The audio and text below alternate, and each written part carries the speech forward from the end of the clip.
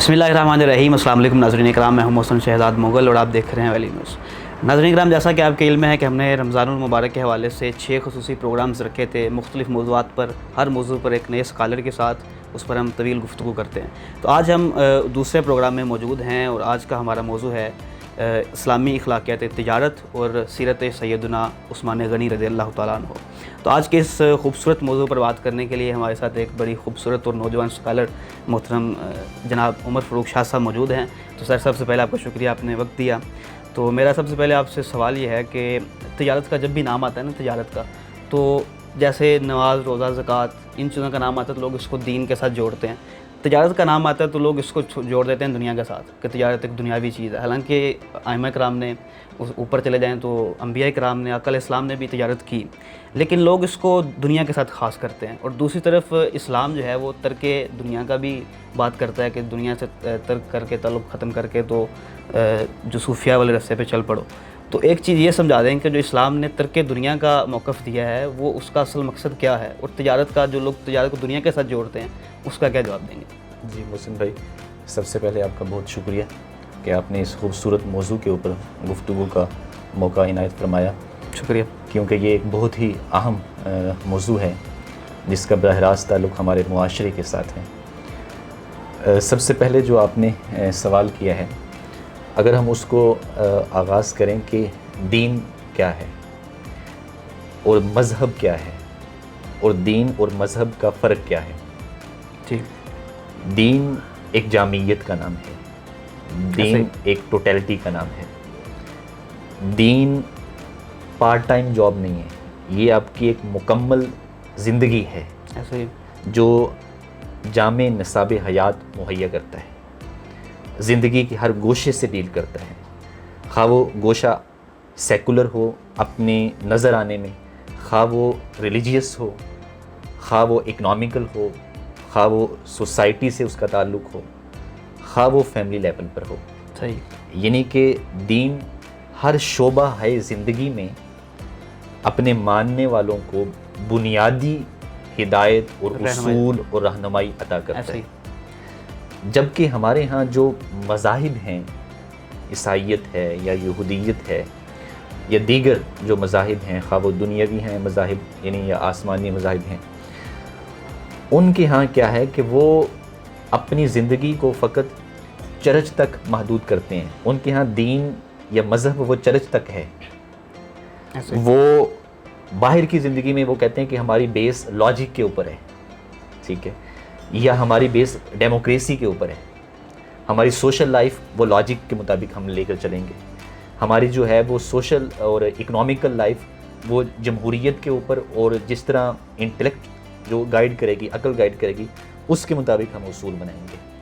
ٹھیک۔ جبکہ اسلام میں عقل کا عمل دخل تو ہے، جمہوریت کا بھی عمل دخل ہے، مگر اس سے بڑھ کر ایک بہت بڑی اتھارٹی ہے، وہ ہے ڈیوائن لا۔ ڈیوائن لا، جی، صحیح، جس کو ہم وحی کہتے ہیں۔ Divine law, divine guidelines, divine instructions.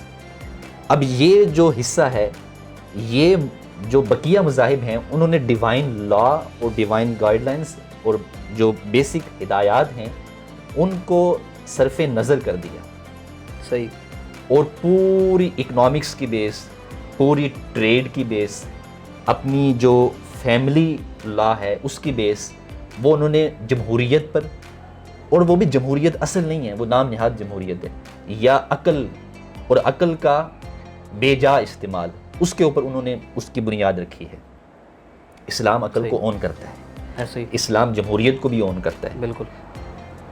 علامہ اقبال مگر فرماتے ہیں کہ گزر جا عقل سے آگے کہ یہ نور ایسے ہی، چراغ راہ ہے منزل نہیں ہے۔ یعنی عقل آپ کو ہدایت دے گی، عقل آپ کو روشنی کا وسیلہ بنے گی، ایسے ہی، منزل نہیں ہے، منزل نہیں ہے۔ بیسک گائیڈ لائن وہ ڈیوائن لا ہے۔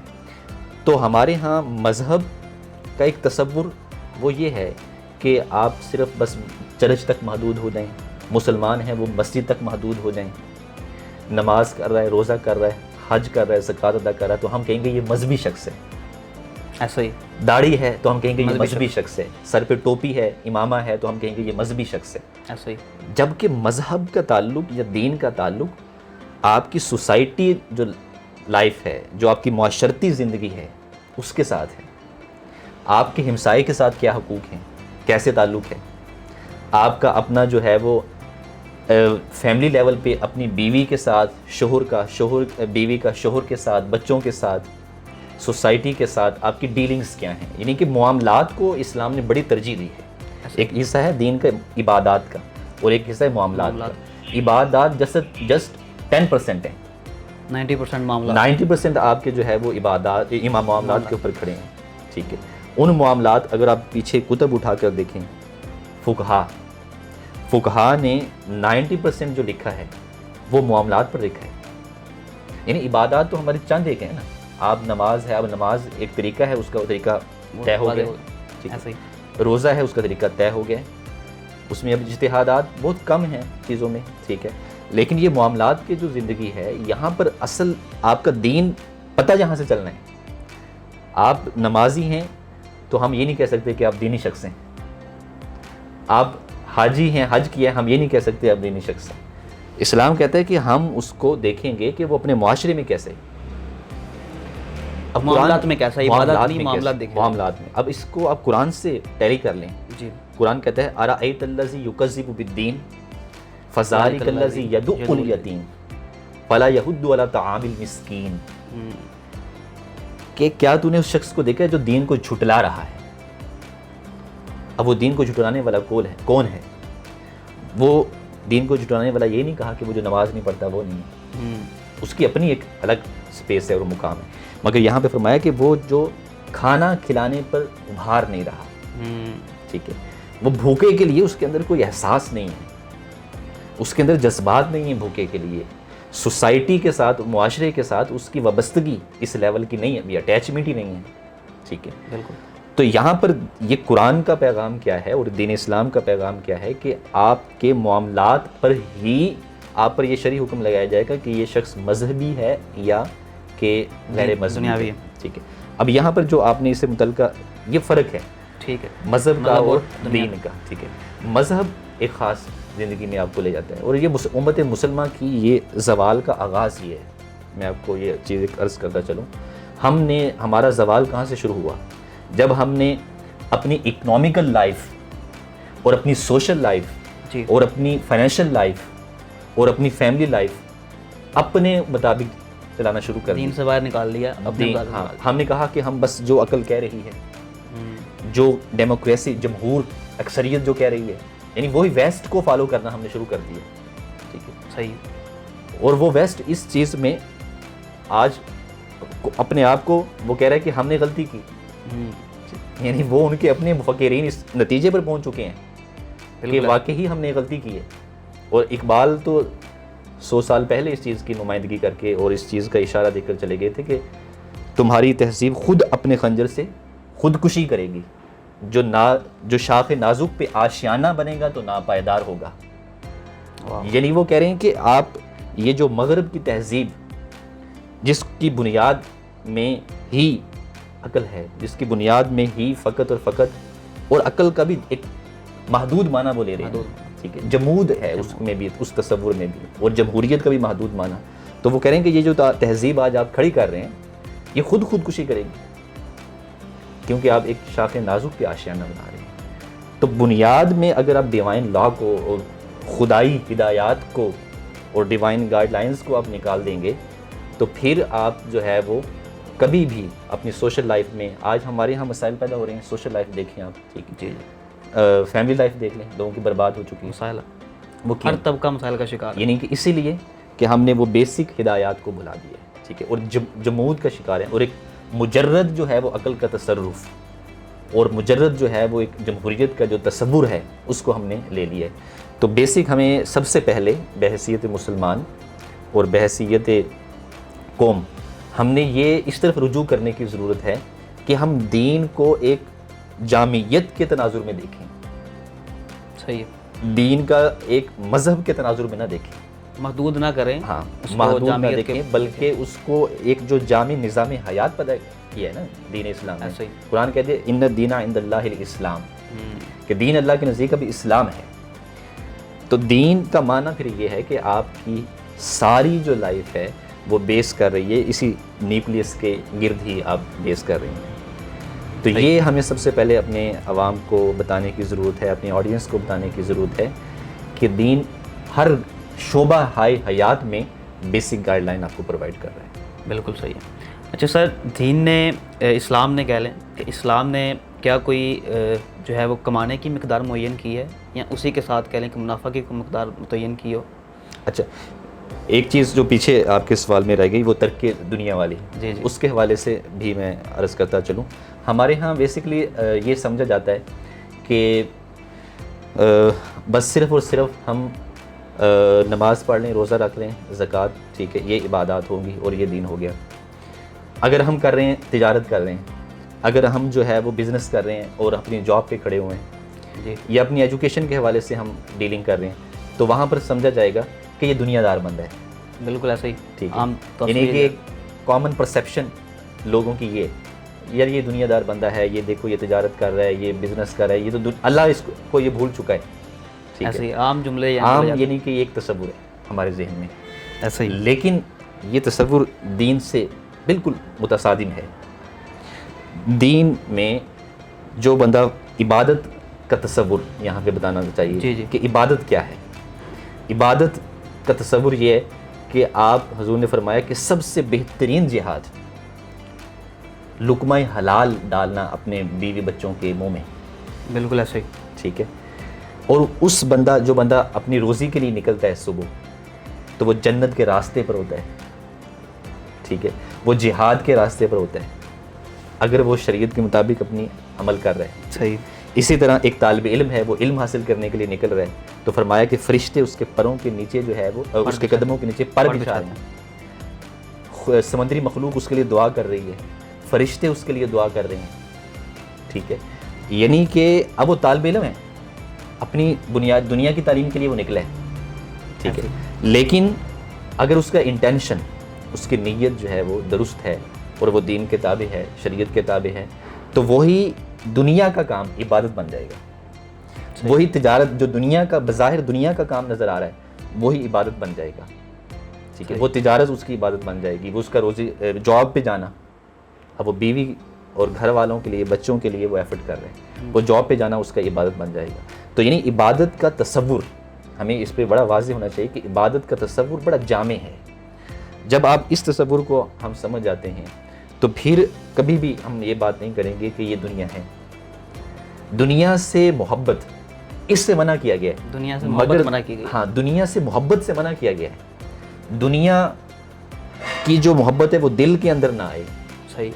ٹھیک ہے, دنیا کی محبت جو ہے, آپ کا مال گم ہو گیا ہے, کوئی چیز نقصان ہو گیا ہے, اب دل پریشان ہو جائے, ڈپریشن میں چلے جائیں, انگزائٹی میں چلے جائیں, ہارٹ اٹیک ہو جاتا ہے لوگوں کو. ٹھیک ہے, صحیح. اب یہ یہاں سے منع کر رہا ہے کہ آپ اتنی مال سے محبت نہ کریں کہ وہ آپ, اس کا دل ہی جو ہے نا وہ آپ کا بیٹھ جائے. یہاں پر ایک بڑا خوبصورت واقعہ ہے حضور شیخ عبد القادر جیلانی رضی اللہ تعالیٰ عنہ, ان کا, وہ بیٹھے ہوئے تھے اپنے مریدین کے پاس, تو ایک جہاز, ان کا مال آ رہا تھا, مال تجارت جہاز میں, سمندری راستے سے. صحیح. مریدین نے آ کر خبر کی کہ آپ کا جہاز ڈوب چکا ہے. آپ نے اپنے دل کی طرف نگاہ کی, اور دل کی طرف نگاہ کرنے کے بعد آپ نے فرمایا الحمدللہ. کچھ دیر کے بعد دوبارہ خبر آتی ہے اسی جہاز کی کہ حضور وہ جہاز آپ کا نہیں تھا, وہ کسی اور کا تھا. آپ نے دوبارہ دل کی طرف نگاہ کی اور پھر کہا الحمدللہ.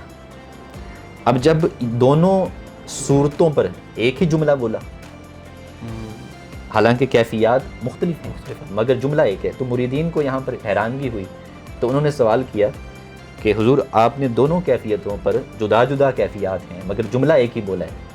تو آپ نے فرمایا کہ جب مجھے آپ نے یہ بتایا کہ آپ کا جہاز, میرا جہاز ڈوب گیا ہے مال تجارت, تو میں نے اپنے دل کی طرف نگاہ کی کہ کہیں میرا دل اللہ کے ذکر سے غافل تو نہیں ہو گیا یہ افسوسناک خبر سن کر. لیکن میں نے دیکھا میرا دل بدستور اللہ کا ذکر کر رہا تھا, اس لیے الحمدللہ کا جملہ بولا. پھر جب دوسری بار آپ نے آ کر کہا کہ میرا جہاز نہیں وہ کسی اور کا ہے, تو اس پر پھر دوبارہ دل پہ نگاہ کی کہ نہیں, دل خوش تو نہیں ہو رہا کہ میرا نہیں ڈوبا, کسی اور کا ڈوبا ہے. تو دیکھا کہ دل جو ہے بادستور اللہ کے ذکر میں ذکر میں مشغول. یہاں پر آپ نے فرمایا کہ یہ ہے کہ دنیا کا لاس ہو پروفٹ ہو، وہ دل کے وہ دل کے ساتھ نہ آپ اس کو جوڑیں. صحیح، دل تو جہاں پہ جوڑنا ہے اسی کے ساتھ جوڑنا ہے. ٹھیک ہے، بالکل صحیح ہو. دنیا، اس میں حضور شیخ الاسلام ایک مثال دیتے ہیں، وہ فرماتے ہیں کہ دنیا جو ہے وہ تم دنیا میں رہو، دنیا تم میں نہ رہے.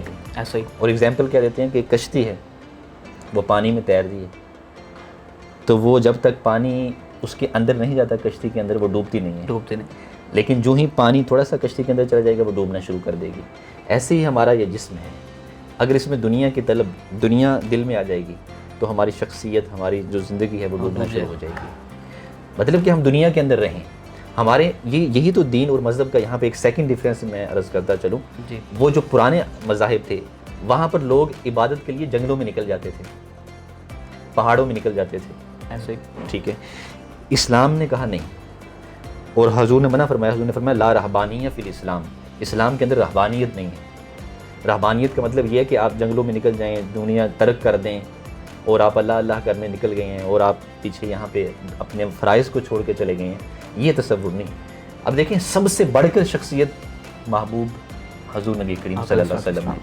اللہ کے نبی شادیاں بھی کر رہے ہیں، وہ جنگوں میں بھی جا رہے ہیں. ایسے ہی.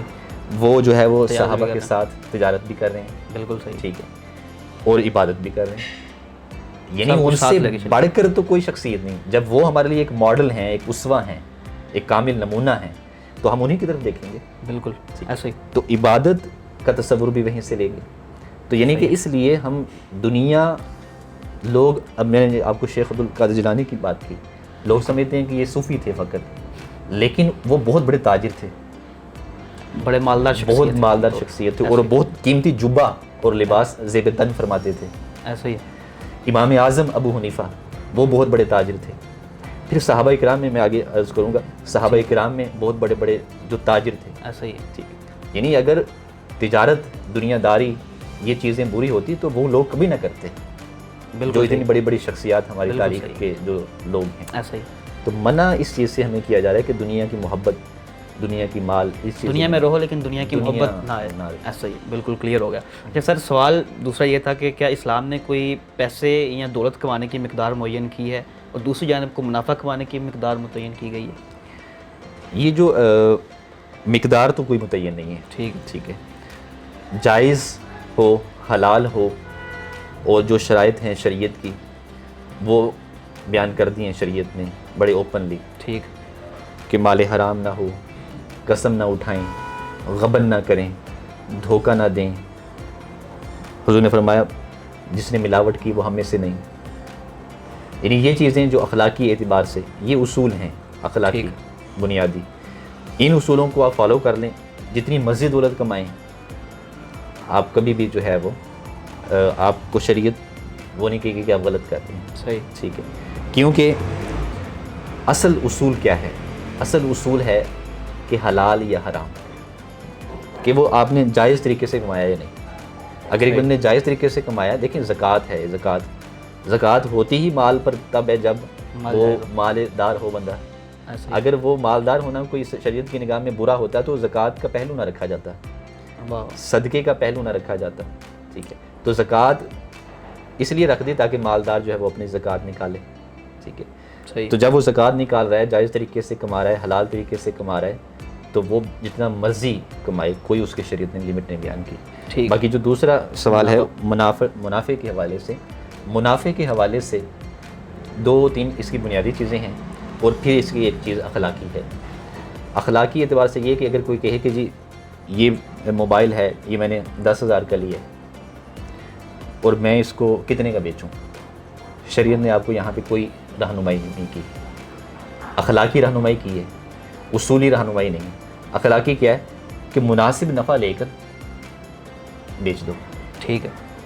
اچھا شاہ صاحب، مجھے یہ بتائیے گا کہ آج کل جو موجودہ زمانہ ہے اس میں حرص اور لالچ بہت زیادہ پایا جاتا ہے، اور دوسری جانب ایک ذخیرہ اندوزی والا معاملہ ہے کہ جو بڑے بڑے تاجر حضرات ہیں، مافیاز ہیں، وہ ذخیرہ اندوزی کرتے ہیں. تو اس حوالے سے اسلام کا کیا حکم ہے؟ جی بالکل، یہ بہت اہم سوال ہے. بنیادی طور پر ہمارے ہاں علماء اس طرف گائیڈ لائن ان کی بہت کم ہے. بہت کم علماء ہیں یا وہ لوگ جو انٹلیکچول گائیڈ لائن پرووائڈ کرتے ہیں عام لوگوں کو وہ بہت کم ہیں اس موضوع کے اوپر بالخصوص، ایسا ہی کیونکہ اخلاقیات کا تعلق جو تجارت کے ساتھ ہے اس سے بڑے کم لوگوں نے قلم اٹھایا ہے، کہ بولنے والے بھی کم ہیں. تو اس پر یہ ایک کتاب ہے بالکل اسلامی اخلاقیات تجارت کے نام سے.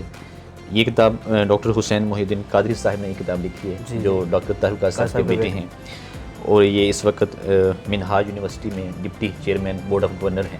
صحیح. تو بڑے ہی اس فیلڈ میں یہ اپنا کام کر رہے ہیں بڑا. ہاں جی. تو یہ جی پورا ان کا لٹریچر اور ایریا آف انٹرسٹ یہی ہے. اب یہ انہوں نے پوری ایک کتاب لکھی ہے اس پر، معاشیات کے اوپر جو اخلاقی اعتبار سے تجارت کے اصول کیا ہیں. صحیح. جو آپ نے بیسیکلی سوال کیا کہ تجارت کی اس اہمیت، اس میں سب سے پہلے انہوں نے بیان کیا ہے تجارت کی اہمیت کیا ہے. ٹھیک ہے. یعنی اس کے ڈیفرنٹ چیپٹر ہیں. تو تجارت کی اہمیت میں ایک حدیث ہے کہ جو انبیاء کے ساتھ تاجر جو ہیں وہ اٹھائے جائیں گے قیامت کے دن. واہ. ٹھیک ہے. یعنی کہ تاجروں کا مقام انبیاء کے ساتھ ہوگا، وہ محشر میں انبیاء کے ساتھ اٹھائے جائیں گے. اب یہ اتنا رتبہ کیوں دیا جا رہا ہے تجار کو اور ٹریڈرز کو؟ اس کی وجہ یہ ہے کہ آج کے دور میں تجارت کرنا بڑا مشکل ہو گیا ہے. حق والی تجارت کرنا، ان اخلاقیات والی تجارت کرنا، اسلامی شریعت کے اصولوں والی تجارت کرنا، یہ بہت مشکل ہو گیا ہے. جب بندہ ایک مشکل عمل سے وہ اخلاقی طور پہ تجارت کر رہے ہیں تو پھر اس کا ریوارڈ بھی وہی ہونا چاہیے.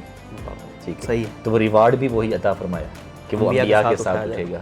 ٹھیک ہے. وہ چونکہ وہ بھی سچے ہیں، انبیاء بھی صدیقین ہیں، سچے ہیں، صدق ان کی خوبی ہے. اور آج اگر کوئی تاجر ہے وہ صدق اور اخلاق کو اپنا رہا ہے تو وہ انبیاء کے اخلاق کی وجہ سے، چونکہ اس کا اخلاق انبیاء کے ساتھ میچ ہوا ہے، ان کے ساتھ اٹھایا تو ان کے ساتھ اس کو اٹھایا جائے گا. ایک تو یہ بات ہے. پھر اس میں اور دیگر گائیڈ لائن پرووائڈ کی گئی ہیں. پھر جو آپ نے بنیادی سوال کیا ہے ذخیرہ اندوزی کے حوالے سے، اب اسلام نے کاروبار اور تجارت کے حوالے سے کچھ ممنوع پہلو ہیں. ذخیرہ اندوزی ان میں سے ایک پہلو ہے. صحیح. اب ممنوع جو پہلو ہیں ان میں سب سے پہلے قسم کھانا ہے. ٹھیک ہے. کہ حضور نبی کریم صلی اللہ علیہ وسلم نے فرمایا قسم کھانے سے سامان تو بک جاتا ہے لیکن حقیقی نفع مٹ جاتا ہے، ریئل پروفٹ نہیں ہوگا. اب ریئل پروفٹ کا مطلب کیا ہے؟ وہ بندہ اگر کہے کہ مجھے بہت پروفٹ ہو رہا ہے لیکن اس کے اندر برکت نہیں ہوگی. ٹھیک ہے. حرام کے زمرے میں چلا وہ حرام کے زمرے میں بھی، اور پروفٹ ہوگا، پیسہ پڑا ہوا ہے اس کے پاس، مگر برکت کا پہلو نہیں ہوگا اس کے اندر. صحیح. ٹھیک ہے. پھر دوسرا فرمایا قسم کھانے سے اشیاء کی فروخت تیزی سے ہو جاتی ہے لیکن اس سے برکت جاتی رہتی ہے. یہ صحیح بخاری کی حدیث ہے. ٹھیک ہے. پھر جو ابھی آپ نے سوال کیا ذخیرہ اندوزی، اس کو ہارڈنگ کہتے ہیں. اس سے حضور نبی کریم صلی اللہ علیہ وآلہ وسلم نے فرمایا من احتکر فہو خاطئ، جو بھی ذخیرہ اندوزی کرتا ہے وہ گنہگار ہے. یعنی گناہ کبیرہ میں آتی ہے یہ ذخیرہ اندوزی کرنا. اب ہم سمجھتے ہیں گناہ کبیرہ زنا ہے، گناہ کبیرہ شراب پینا ہے، گناہ کبیرہ جو ہے وہ یہ ہے، مگر تجارت کے اندر گناہ کبیرہ یہ ہے کہ جو آج اب ہمارے اچھا یہ کیوں ہے؟ دیکھیں ایک ذخیرہ اندوزی ہو رہی ہے، اس کا اثر معاشرے پہ پڑ رہا ہے.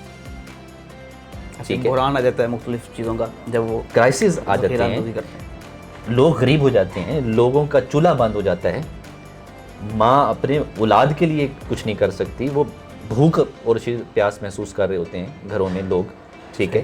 یعنی ذخیرہ اندوزی ایسا نہیں ہے کہ وہ میں نے ذخیرہ اندوزی کر لی تو اب میرے تک ہی وہ محدود ہے، اس کا امپیکٹ پوری سوسائٹی پہ جا رہا ہے. بالکل ایسے. مارکیٹ میں چیزیں مہنگی ہو رہی ہیں، ان کی جو ہے وہ سپلائی کم ہوگی، ڈیمانڈ بڑھ جائے گی، پرائس اپ ہو جائیں گی. ٹھیک ہے. تو جس کی وجہ سے قحط پڑ جائے گا، کرائسس آ جائیں گے، بحران آ جائے گا، مالی بحران آ جائے گا. ٹھیک ہے. تو یہ اس لیے اس کو کبیرہ گناہوں میں شمار کیا گیا ہے، بہت بڑا گناہ ہے اور ہم سمجھتے نہیں ہیں. آج ہمارا معاشرہ، ہم ایک ایسی صف میں کھڑے ہو گئے ہیں جہاں انسانیت تو کیا بہت آگے ہم چلے گئے ہیں، یعنی انسانیت پیچھے رہ گئی. اور اس چیز میں ہمارے بڑے بڑے لوگ انوالو ہیں، ہمارے پولیٹیشنز انوالو ہیں، ہمارا ریلیجیس طبقہ اس پہ بولتا نہیں ہے، علماء اس پہ آپ کو نہیں بولنے ملیں گے. ٹھیک ہے. ہم نے اس کو پولیٹیکلی ہینڈل ایک بحث بنا لیتے ہیں، لیکن یہ دین کی بیسک تجارت کے اصولوں کے خلاف ہے. پھر فرمایا اب یہ اسی سے متعلق ذخیرہ اندوزی فرمایا، یہ بھی صحیح مسلم کی حدیث ہے، جو کوئی بھی غلہ یعنی مال اسٹاک 40 روز سے زیادہ ذخیرہ کرتا ہے وہ اللہ کی ذمہ داری سے بے دخل ہو جاتا ہے اور اللہ اس سے بری ذمہ ہو جاتا ہے. اب مطلب کیا ہے؟ اس کے کام جانے اور وہ جانے, اللہ اس پہ نہ اس کی کوئی مدد اللہ کی اس کے لیے, اب وہ جانے وہ دنیا جانے. ٹھیک ہے, اللہ نے اپنا ہاتھ اٹھا لیا اس کے اوپر سے. ٹھیک ہے, اللہ نے اپنی مدد اس سے اٹھا لی, اب اللہ نے اپنی سپورٹ اس سے اٹھا لی, اپنی تعاون کی چادر جو اس پہ تھی, رحمت کی چادر, وہ اس سے اٹھا لی. اب وہ جانے اور دنیا جانے. پھر اسی طرح جو ممنوع چیزیں ہیں, یہ اخلاقیات کی ممنوع چیزیں آپ اس میں ایڈ کر لیں سوال, تاکہ آپ یہ بھی 3-4 بیان کر دیں. ذخیرہ اندوزی اور اس کے علاوہ باقی جو 2-3 ہیں, قسم ہے, ذخیرہ اندوزی ہے. پھر اسی طرح فرمایا سود خوری. اب یہ تو سود خوری ایک اخلاقی تجارت کے طور پر, یعنی اس کو ساتھ ساتھ یہ اصول کے طور پر بھی بیان کی یہ چیز. ٹھیک ہے, اور سود کے حوالے سے تو بے شمار آیات ہیں, حدیثیں موجود ہیں, احادیث ہیں. حضور قرآن میں ہے, سورہ البقرہ میں فرمایا احل اللہ البیع وحرم الربا, کہ اللہ نے تجارت کو حلال کیا ہے اور سود کو جو ہے وہ حرام قرار دیا ہے. ٹھیک ہے, اور یہ جو سٹیٹمنٹ ہے, یہ سٹیٹمنٹ احل اللہ البیع وحرم الربا قرآن کی, یہ کیوں بیان کی گئی؟ یہ اس لیے بیان کی گئی تھی کہ کفار و مشرکین نے سوال اٹھایا. انہوں نے کہا کہ جو تجارت ہے, 10 روپے کی آپ ایک چیز لیتے ہیں اور 12 کی بیچ دیتے ہیں, یہ تجارت ہوگی. ٹھیک ہے, آپ 10 روپے آپ نے مجھ سے ادھار لیے اور میں ڈیمانڈ کروں کہ آپ مجھے 12 دیں, تو وہ کہہ رہے ہیں کہ یہ تو سود بھی سیم ہے اور تجارت بھی کیا ہے, سیم ہے. یعنی یہ سوال کیا مشرکین نے, تو وہ کہہ رہے ہیں تجارت جائز ہے, سود کیوں اور سود ناجائز ہے. یعنی انٹلیکچولی اگر آپ اس چیز کو سمجھیں, یہ ایک آپ کو اپیلنگ کوشچن لگے گا ان کا. عقلی طور پر آپ کہیں گے یار باقی بات تو ٹھیک ہے کہ آپ ایک چیز 10 روپے کی لے رہے ہیں, 12 کی بیچ رہے ہیں, اور سود جو آپ نے 10 روپے دیے آج مجھے, میں کہوں کہ میں نے 12 روپے لینے ہیں, تو ٹھیک ہے جی, بات تو ٹھیک ہے.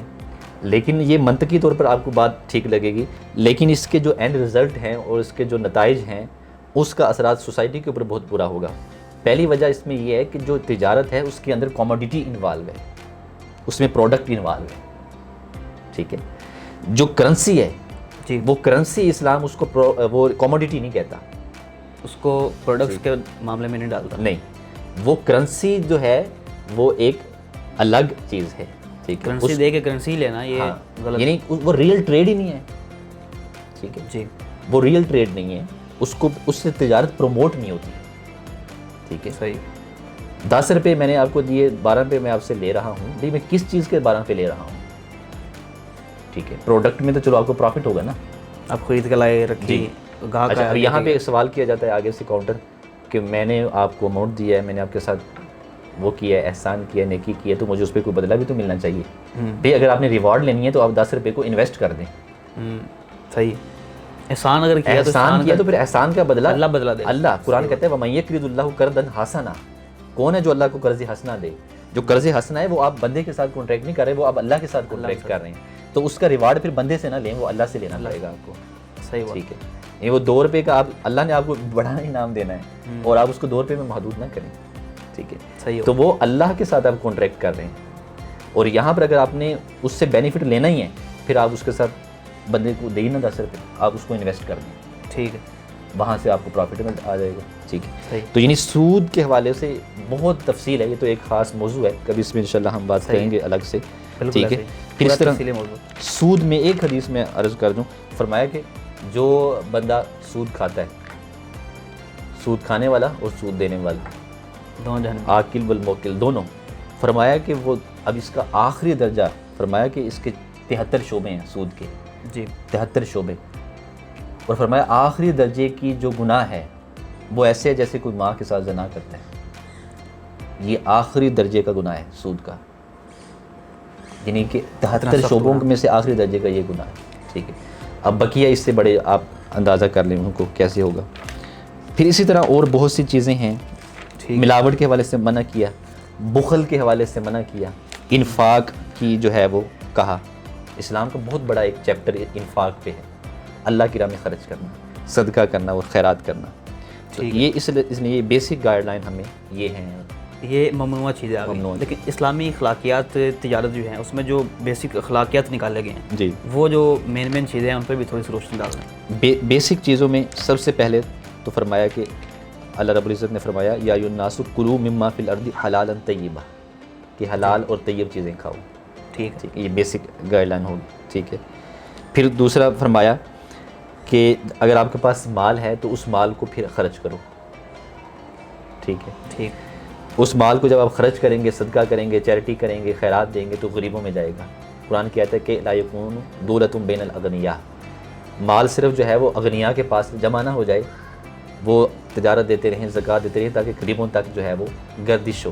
جس کو ہم سرکولیشن آف ویلتھ کہتے ہیں اکنامکس کی زبان میں، گردش دولت کہتے ہیں. کہ وہ گردش دولت کب ہوگی؟ جب وہ آپ چیریٹی کریں گے، صدقہ کریں گے، خیرات کریں گے، انفاق کریں گے. اور قرآن نے تو ابھی میرے ذہن میں ایک بات آئی، قرآن نے ڈیفائن کیا ہے نیکی کو. اچھا. یعنی نیکی کیا ہے قرآن نے ڈیفائن کیا ہے. قرآن کی ڈیفینیشن ہے. فرمایا لیس البر ان تولوا وجوہکم قبل المشرق والمغرب. نیکی یہ نہیں ہے کہ تم چہرہ مشرق کی طرف کر لو یا مغرب کی طرف کر لو یا نماز پڑھ رہے ہو. ولیکن البر من آمن باللہ والیوم الآخر. نیکی یہ ہے تم اللہ پر ایمان لاؤ اور یوم آخرت پر. وآت المال علی حبہ ذوی القربیٰ، اور اپنا جو مال ہے وہ آپ اپنے قریبی رشتہ داروں کو دے. نیکی اصل یہ صحیح ہو. یہ قرآن ڈیفائن کر رہا ہے. فرمایا یہ نہیں کہ تم چہرے کھڑے ہو جاؤ نماز کے لیے، یہ نیکی یہ نیکی ہوگی، مگر حقیقی نیکی یا نیکی کی روح کیا ہے؟ وآت المال علی حبہ ذوی القربیٰ والیتامی والمساکین وابن السبیل، کہ آپ اپنے قریبی رشتہ داروں کو، یتیموں کو، مسکینوں کو جو ہے وہ مال دیں. ٹھیک ہے. اس میں ترتیب بھی قائم کر دی کہ سب سے پہلے آپ نے اپنے قریبی اقرب جو آپ کے ریلیٹیوز ہیں، بلڈ ریلیشن ہے جن کے ساتھ آپ کا، آپ ان کو دیں. اس میں بیوی ہے، اس میں بچے ہیں، اس میں ماں باپ ہیں، اس میں فیملی ہے. ٹھیک ہے. آپ سب سے پہلے ان کو دیکھیں گے، یعنی ان پہ خرچ کرنا. اب یہ وہاں پہ آپ اس سوال کو جواب کو اٹیچ کرنے ہم سمجھتے ہیں دنیا داری، یعنی ان کو ہم خرچ کرنا، ان کے لیے کمانا ہم دنیا داری سمجھتے ہیں، لیکن ان کے اوپر خرچ کرنا یہی حقیقی نیکی ہے. صحیح ہے. ٹھیک ہے. بالکل صحیح. تو یعنی ریئل ڈیفینیشن اولاد پر خرچ کرنا بھی صدقہ ہے. صدقہ ہے، خیرات ہے، ریئل نیکی ڈیفائن کر دی. بالکل صحیح. تو اس لیے ہمیں اس چیز کی طرف توجہ دینے کی ضرورت ہے کہ حلال اور حرام یہ بنیادی اصول ہے. ٹھیک ہے. ان کو ہم اپنے پیش نظر ہمیشہ رکھیں. پھر اس کے ساتھ جو ہے وہ میں ایک چھوٹی سی چیز اگر آپ کو اس حوالے سے قرآن پاک میں وہ چیز بیان ہوئی ہے سورہ القصص میں، وہ ایک آیت ہے، بڑی پیاری آیت ہے. قارون کا نام آپ نے سنا ہوگا. ٹھیک ہے. حضرت موسیٰ علیہ السلام کے دور میں یہ شخص تھا قارون. جی. اور بہت مالدار تھا. قرآن میں آیا اس کے حوالے سے، اس کا اتنا مالدار تھا، ان مفاتیحہ لتنوء بالعصبۃ اولی القوہ، کہ اس کی جو کنجیاں تھیں نا، اس کے خزانوں کی کنجیاں، جی جی، وہ بھی ایک اونٹوں کی بڑی کثیر جماعت اٹھاتی تھی. یعنی اس کی چابیاں خزانوں کی وہ بھی اونٹوں کے اوپر لادی جاتی تھی. یہ اتنا امیر شخص تھا قارون. اس قارون کو اللہ پاک نے مخاطب کر کے فرمایا وابتغی فی ما آتک اللہ دار الآخرہ، کہ جو مال تجھے اللہ نے دیا ہے اس سے آخرت کا گھر طلب کر. یعنی مال جو آپ کو ملا ہے اس کو آخرت کے لیے طرف خرچ کر. صحیح. یہ ہمارے ہاں جو کانسیپٹ ہے لائف ہیئر آفٹر، آخرت کا تصور جو ہے، جو بھی ہم نے یہاں پہ کرنا ہے اس کو آخرت کے پہلو سے ہم اٹیچ کریں. تو پہلے فرمایا کہ اس کو جو مال تجھے دیا ہے، اللہ نے دیا ہے، اس سے آخرت کا گھر طلب کر. اب یہ جو لفظ ہے نا یہاں پر وابتغی فی ما آتک اللہ، اللہ نے تجھے دیے، اللہ نے تجھے دی.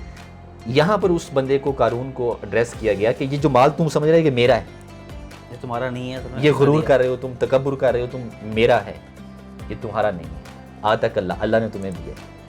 یہاں پر سوشلزم، کمیونزم، کیپٹلزم اور اسلام کی جو اکانومی ہے اس کا فرق میں عرض کروں. جی جی.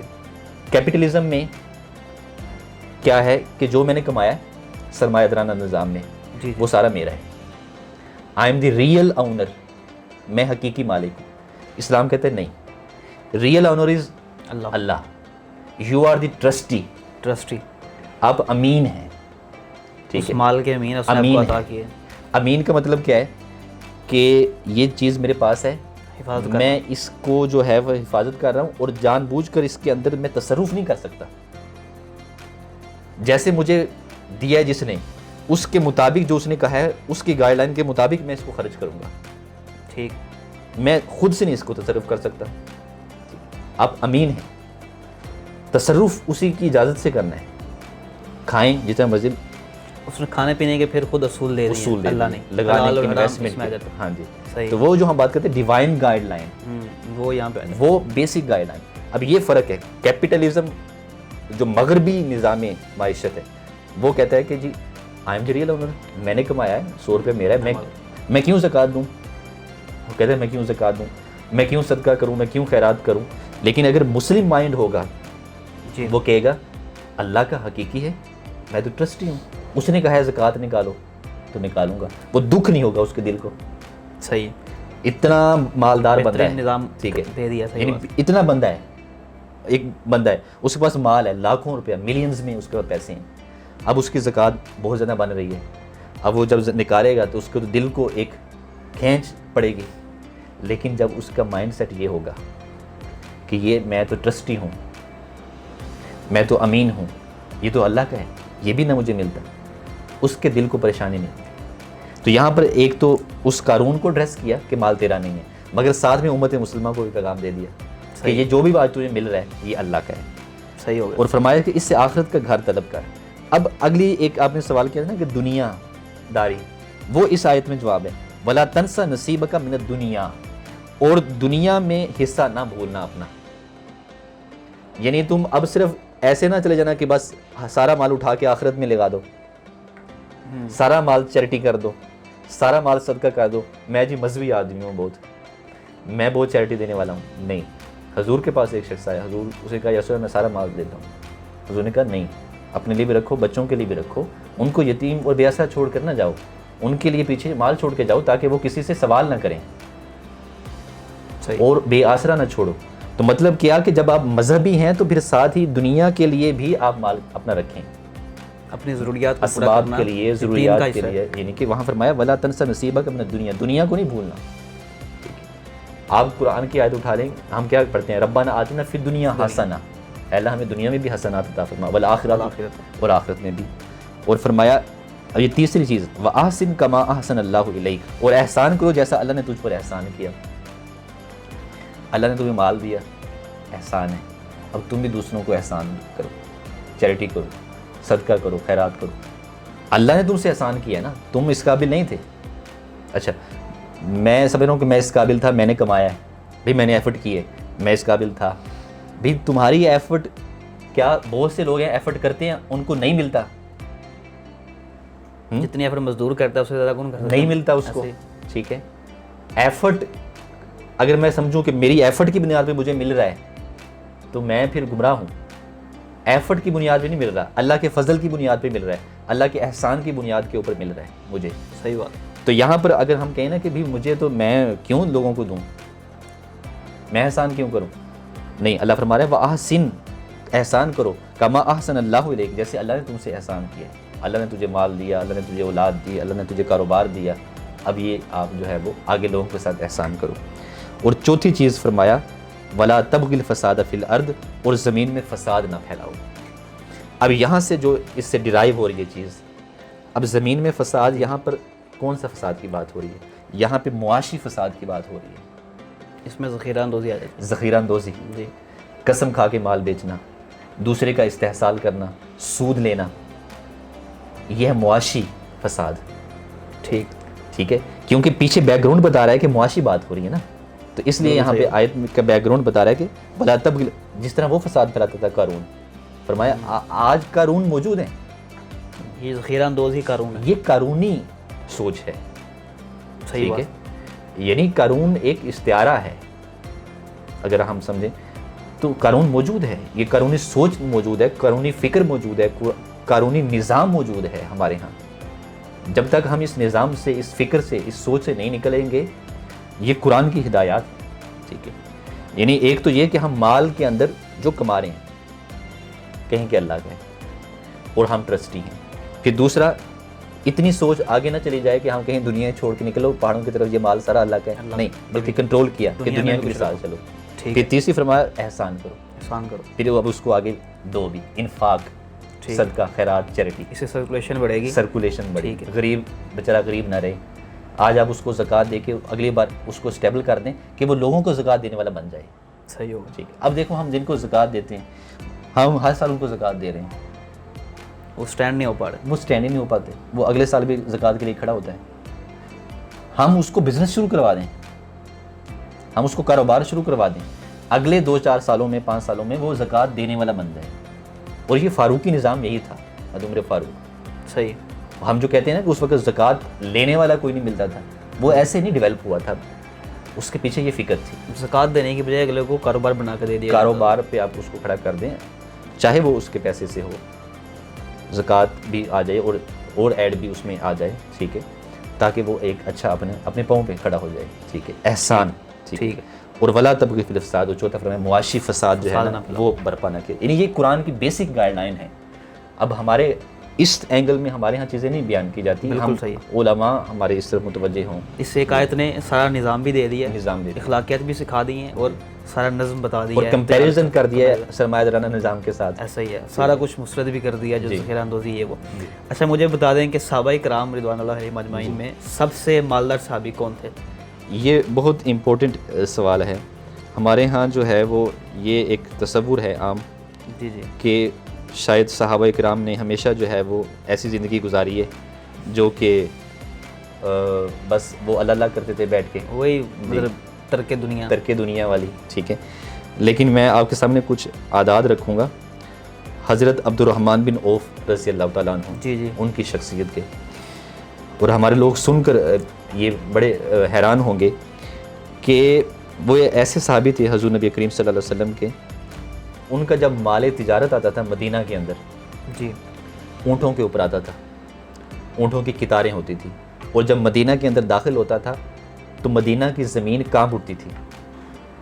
یعنی جیسے کوئی آتی ہے نا کوئی بڑی چیز, بھاری چیز, تو وہ زمین لرزتی ہے.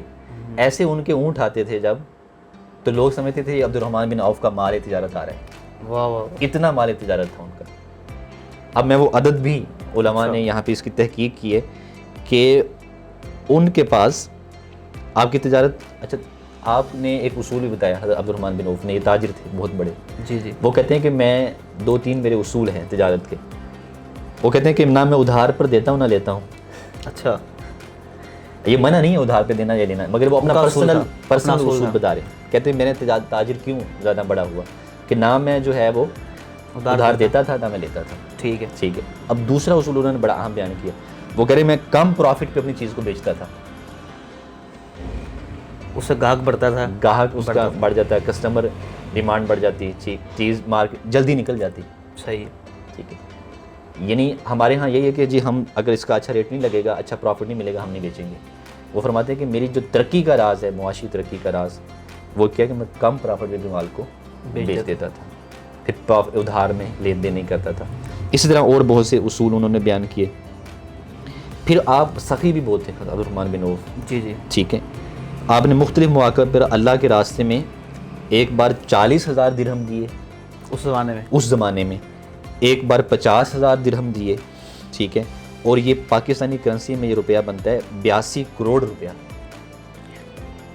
وہ بھی اس زمانے کا 82 کروڑ پاکستانی کرنسی کا. اور یہ وہ صدقہ ہے جو اعلانیہ کیا ہے, وہ اوپنلی کیا ہے. ایک صدقہ بھی سر ہوتا ہے, خفیہ. اب وہ پتہ نہیں کتنا ہوگا جو انہوں نے خفیہ کسی کی مدد کی, کیونکہ صحابہ کرام تو ایسے تھے وہ جب صدقہ کرتے تھے وہ بتاتے نہیں تھے. یہ تو پتہ نہیں کیسے اکٹھا کر لیا, ایک ہاتھ سے دو دوسرے ہاتھ کو خبر نہ ہو, وہ اس کنسیپٹ پہ. تو یعنی کہ اس سے کہیں آگے وہ تھا جو ان کا بسر صدقہ تھا, یعنی کہ خفیہ صدقہ وہ کرتے تھے. پھر اسی طرح آپ کی وراثت, جب آپ دنیا سے گئے, اب وراثت میں آپ کتنا مال چھوڑ کر گئے. وراثت میں آپ کے 1000 اونٹ, 100 گھوڑے اور 3000 بکریاں تھیں. اور آپ کا ورثہ اس کے علاوہ جو سونا اتنا زیادہ تھا کہ جو ورثہ میں کاٹ کر کلہاڑیوں سے تقسیم کیا گیا تھا, اتنا جو ہے وہ آپ کا سونا تھا ورثہ میں. اور جو مزدور تھے ان کے ہاتھوں میں چھالے پڑ گئے تھے جو کاٹ کر وہ سونا دے رہے تھے آپ کے ورثہ. اور عبد الرحمن بن عوف کی 4 بیویاں تھیں. جو ایک بیوی ہے, ایک بیوی, اس کے حصے میں 2 ارب 37 کروڑ 87,50,000 روپیہ آیا. اس زمانے کا ارب روپیہ ارب. آج یعنی کہ اتنی مالدار ایک بیوی کے حصے میں اتنا آیا ہے. اب عبد الرحمن یہ جو عوف تھے انہوں نے اسلام کب قبول کیا تھا؟ یہ آپ بعد میں ایڈریس کر دیں. جی میں یہ بھی آپ کو عرض کروں. جی جی.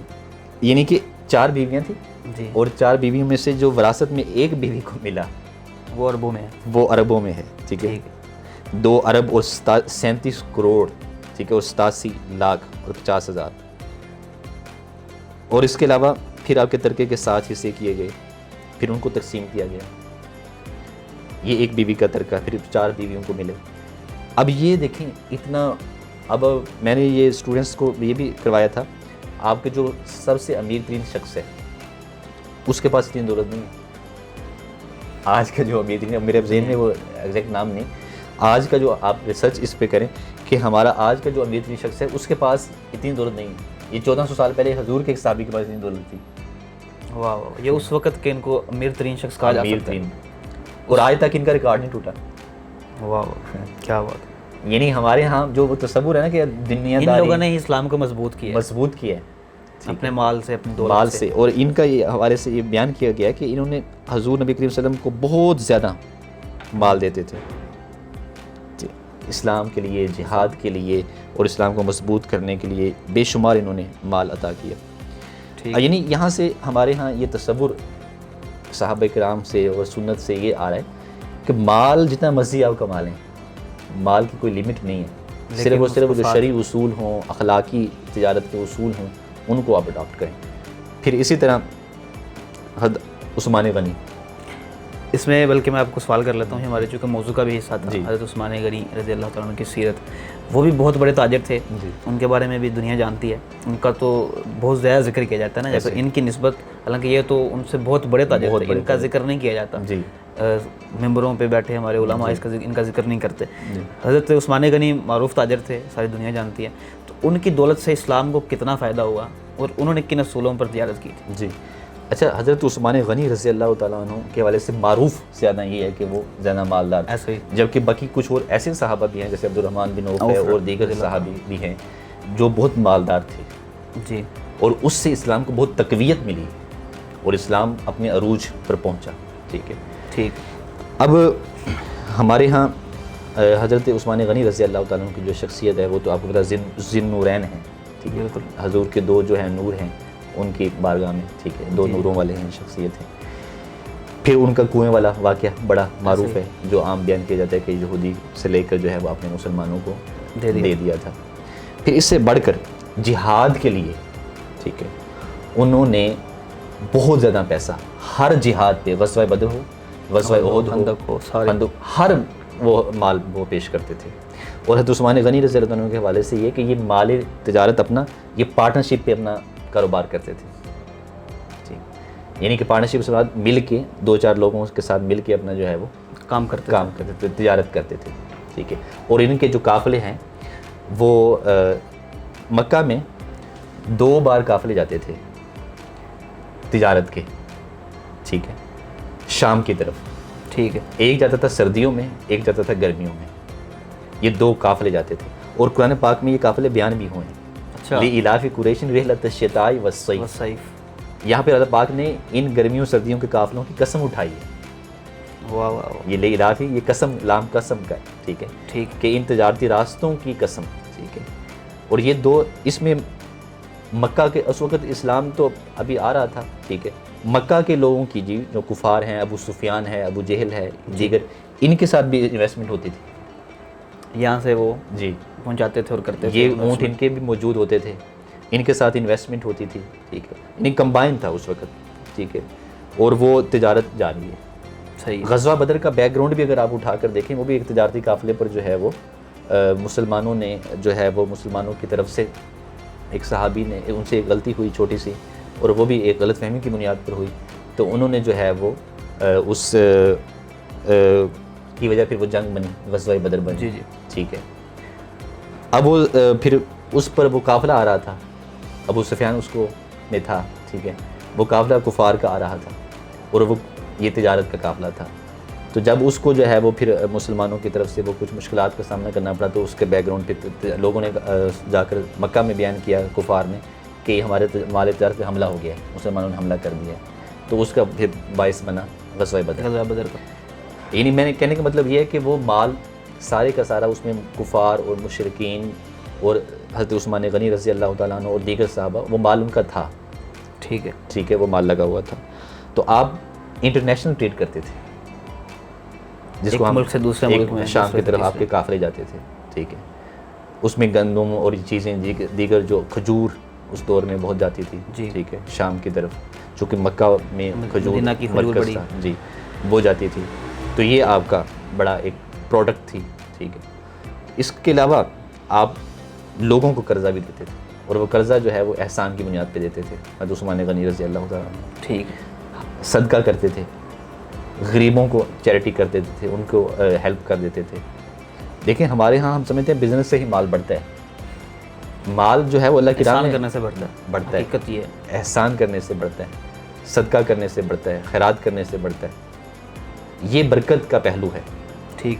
تو اسی طرح حضرت عثمان غنی رضی اللہ عنہ کی شخصیت وہ شخصیت ہے جنہوں نے اسلام کو بہت زیادہ تقویت دی، جہاد کے میدان میں، دیگر غریبوں کے ساتھ لین دین میں، اس میں بہت زیادہ انہوں نے مدد کی اور ہیلپ کی، جس سے جو ہے وہ اسلام کو تقویت ملی۔